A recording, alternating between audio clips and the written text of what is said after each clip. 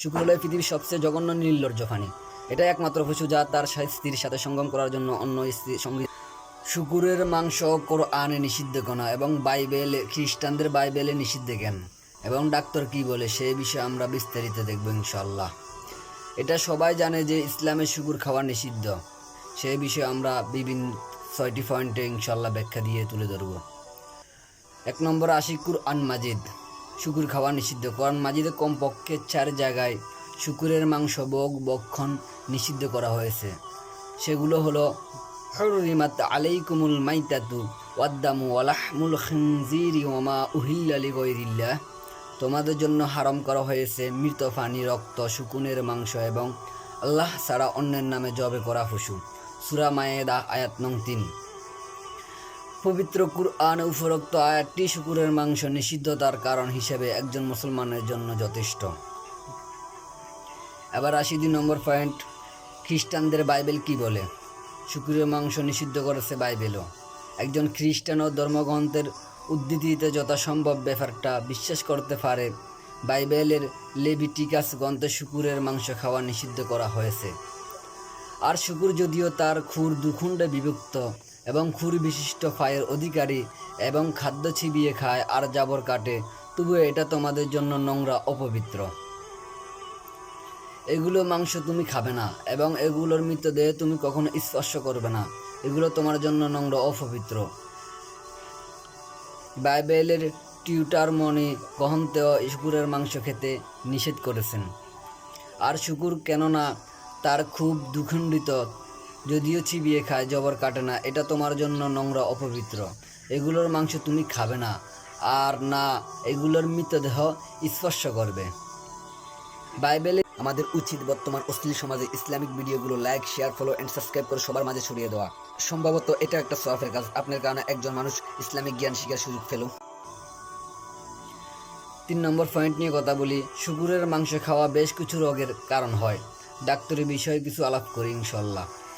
যথাযথ কারণ, যুক্তি, প্রমাণ ও বিজ্ঞানের মন্তব্য উপস্থাপনায় দ্বারা মুসলিম ও নাস্তিকরা একমত হতে পারে যে এবং মেনে নিতে পারে একজন ব্যক্তির শুকুরের মাংস খাওয়া দ্বারা অন্তত পক্ষে 70টি বিভিন্ন মারাত্মক রোগে আক্রান্ত হতে পারে। সে বিভিন্ন রকম কৃমি দ্বারা আক্রান্ত হতে পারে, যেমন গোলাকার কৃমি, সুষালু কৃমি, বক্র কৃমি ইত্যাদি।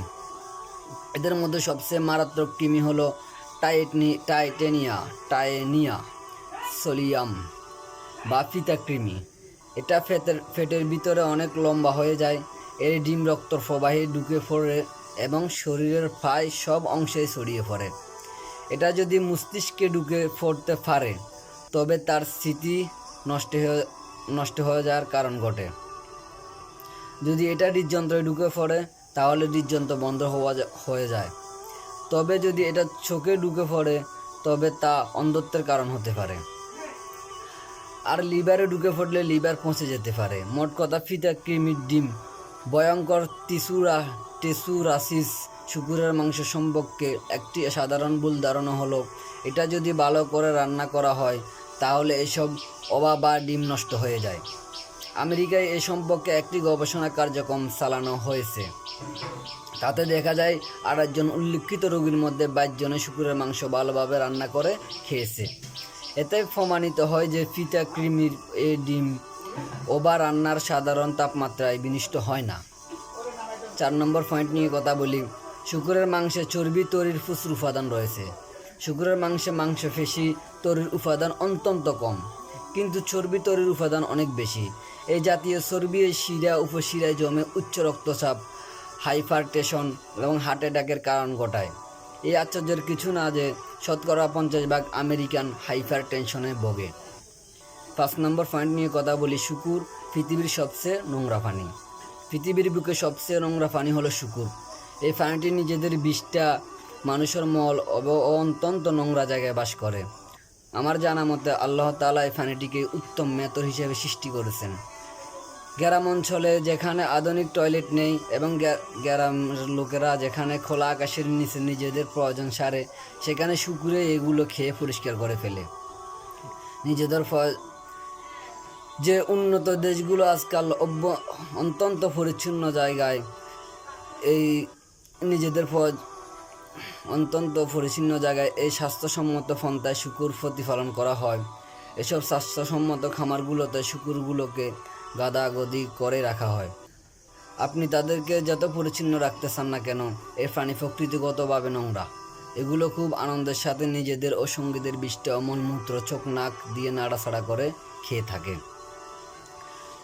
6 নম্বর পয়েন্ট নিয়ে কথা বলি, শূকরের সবচেয়ে নির্লজ্জ প্রাণী। শূকর হলো পৃথিবীর সবচেয়ে জঘন্য নির্লজ্জ প্রাণী।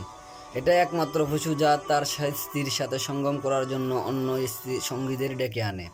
আমেরিকার অধিকাংশ অধিবাসী শূকরের মাংস খেতে অভ্যস্ত, যার ফলে বিভিন্ন নৃত্য অনুষ্ঠানে তারা অপরের সাথে স্ত্রী বদল করে নেয়।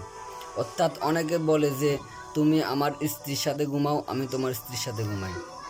আপনি যদি শূকরের মাংস খেতে অভ্যস্ত হন তাহলে আপনার আচরণও শূকরের মতো হবে। আমরা বাংলাদেশিরা উন্নত ও রুচিবান হওয়ার জন্য আমেরিকাকে অনুসরণ করি। তারা যা কিছু করুক না কেন আমরা তা বেশ কিছুদিন পর্যন্ত অনুসরণ করি। তাহলে শূকরের মাংস কী ক্ষতিকর এবং কোরআনে কী নিষিদ্ধ করেছে সংক্ষিপ্ত আকারে বুঝবার চেষ্টা করেছেন। যদি না বুঝে থাকেন কমেন্ট বক্সে জানাবেন।